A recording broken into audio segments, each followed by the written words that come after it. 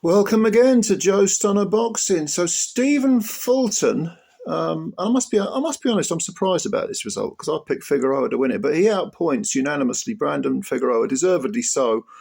I had it 116, 112, which I think was the score for two of the judges. The other one had it a bit wider, 117, 111, I think. But this is a little bit of a rebirth for Fulton. Actually, before I go any further, I just want to make a comment about the crowd that watched this fight in America. And I keep hearing this whenever I watch fights from America. The crowd were booing halfway through the fight.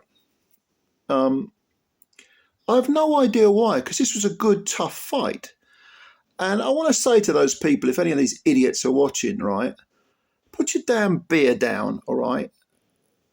Stay reasonably sober. Face the right way so you're looking at the ring, all right? Take your head out of your ass so that you can actually, or beg your pardon, take your head out of your ass so that you can actually see the fucking ring, what's going on, and appreciate what these two guys were doing. Because they gave us a tough fucking fight. And you're a fucking cast iron, dumber than dog shit imbecile if you think that these guys deserve your booze, all right? Put your beer down, stay reasonably sober, watch the fights, and fucking enjoy them, all right? Anyway, let's move on to the fight. Stephen Fulton, like I say, outpoints Brandon Figueroa. This was a rematch of an absolute classic, one of the best fights of the year, back in 2021. And that was for two of the belts at Super Bantam. They're now up at featherweight. Fulton moved to 23 wins with 8 KOs. He's not a big puncher. He's got that one defeat to Naoya Inoue, and that was in mid-2023. And since then, he moved up to featherweight. He was on the floor against Carlos Castro and won a split decision, which a lot of people thought Castro won. If memory serves, I think I had Castro slightly ahead. There wasn't a great deal in it. But then he decides to fight Figueroa again up at featherweight. And I honestly thought Figueroa was going to maybe exploit Fulton's vulnerabilities, what were perceived vulnerabilities. In fact, I've got to say this, right? I was wrong. So big up Stephen Fulton. Fulton was impressive. He fought the correct fight tactically, very, very good fight. I have to say I was disappointed in Figueroa because for the first 4 rounds, he didn't do a damn thing. He switch hit for no particular reason, just, well, I might as well turn southpaw and blah, blah. It was all very disappointing from Figueroa. And in fact, he didn't get moving until about the 5th round. And by then, of course, he'd lost a third of the fight. And Fulton he's always been a crafty fighter, big IQ, big ring IQ. He was using some good skills there, he's an orthodox fighter. He was popping the jab, slipping and sliding, doing all that stuff that he frequently does in fights. He can fight when he needs to, unless it's against Inoue.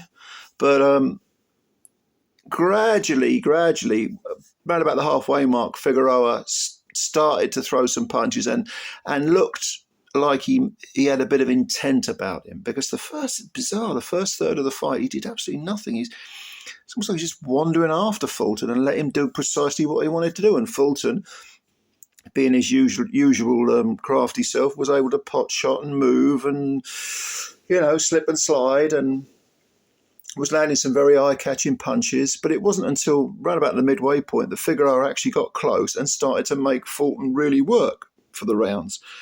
And in fact, I think I can't remember exactly how I scored it, but I gave, of the last 8 rounds, I split them. I think I had 4 each. So, and they were quite close rounds, some of them. But there's no doubt about it that Figueroa will wake up tomorrow and think, why didn't I get my skates on quicker? Why didn't I get the engine running quicker? Because if I had done this would have at least been a lot closer. Like I said, there's no doubt Fulton is a very intelligent fighter. He can fight on the inside, and he was doing that sometimes, and he was kind of more or less matching Figueroa, containing a lot of the aggression. Figueroa stopped with all the switch hitting nonsense, started to throw punches with a bit of intent, a bit of meaning. He's 28 now, Figueroa. He's 25 wins with 19 KOs. This was only his second defeat. The first one, of course, was to Fulton. That was a majority decision, but this one, definitely unanimous. I would have been amazed if it was anything other than unanimous. So clearly Fulton has got Brandon Figueroa's number, I guess you'd say. But Figueroa and Fulton, they both, like I say, they were both previous super bantamweights. Now they're at featherweight. There was some sort of stupid version of the WBC belt on the line. I thought Ray Vargas was the WBC champ. So unless he's been stripped, what the fuck have we got? It's one of those stupid interim belts or regular belts or whatever the fuck they call them. These stupid, pointless trinkets that WBC perennially introduces just so they can grab more sanctioning fees. Oh, they make me sick. They really do. But regardless of the dumb belt, these are two good, tough fighters. Poor performance, I think, overall from Figueroa, or he underperformed anyway.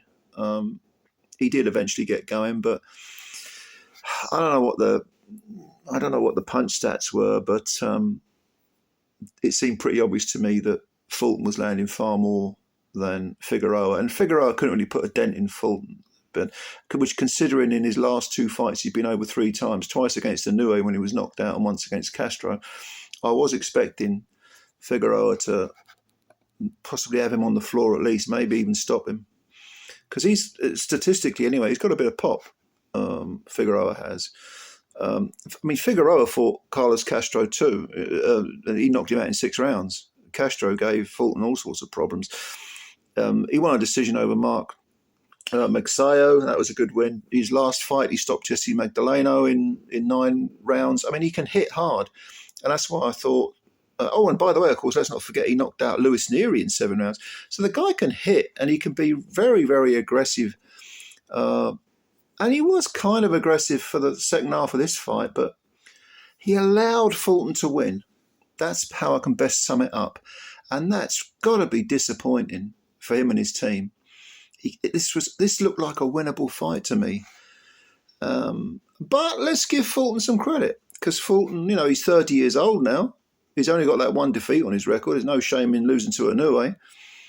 And even though he's got this tin pot belt, maybe it puts him in line for bigger paydays, proper belts. He's a good fighter, Fulton. And, I hold my hands up to this. Maybe reports of his demise have been a bit premature by myself and others. So, yeah, Stephen Fulton, you're all right by me. Well done, mate. Yeah, I've got as much respect for him as I have disrespect for the fucking idiots that booed him. And Brandon Figueroa, yeah, he's still young enough to come back. Don't get me wrong, he's only 28, so he can come back, no problem. But yeah, he's going to rue the fact that he let this one slip, I think, or at least didn't make it much, much closer. Anyway, what did you think of this fight? It was on the undercard of David versus David, Benavidez versus Morel. As I make this video, that fight is yet to take place. So I'm looking forward to that one. Expect a review. And thank you very much. If you enjoyed this video, please hit that like button. And also, if you're new to the channel, please subscribe, because it's free and you're a lovely person and you want to support Joe Stunner Boxing. Of course you do. It's because you're a nice person. Spread the love. Let's all get hippy-dippy. Go on, hit subscribe. Thanks a lot. I'll catch you later. Bye for now.